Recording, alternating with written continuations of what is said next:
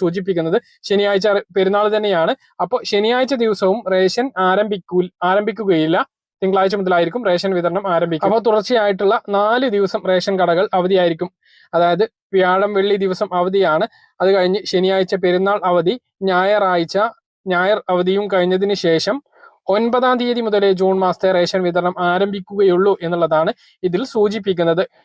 ഓരോ റേഷൻ കാർഡിനും അനുവദിച്ചിട്ടുള്ള വിഹിതങ്ങൾ ഇതിൽ വ്യക്തമായിട്ട് നൽകിയിട്ടുണ്ട്. അത് കഴിഞ്ഞ പ്രാവശ്യം ലഭിച്ചിരുന്ന അതേപോലെ തന്നെയാണ്. AAY മഞ്ഞ റേഷൻ കാർഡിന് 30 കിലോ അരിയും 3 കിലോ ഗോതമ്പും 2 പാക്കറ്റ് ആട്ടയും ലഭിക്കും. അരിയും ഗോതമ്പും സൗജന്യമാണ്. ആട്ടയ്ക്ക് 7 രൂപ, 1 കിലോ പഞ്ചസാര 27 രൂപക്കും ലഭിക്കും. PHH കാർഡിലെ ഓരോ അംഗങ്ങൾക്കും 4 കിലോ വീതം അരിയും 1 കിലോ ഗോതമ്പും സൗജന്യമായി ലഭിക്കും. കാർഡിൽ അനുവദിച്ചിട്ടുള്ള ആകെ ഗോതമ്പിൽ അളവിൽ നിന്നും 3 കിലോ കുറച്ച് പകരം 3 പാക്കറ്റ് ആട്ട ഒരു ആട്ടയ്ക്ക് 9 രൂപ നിരക്കിൽ ലഭിക്കുന്നതാണ്.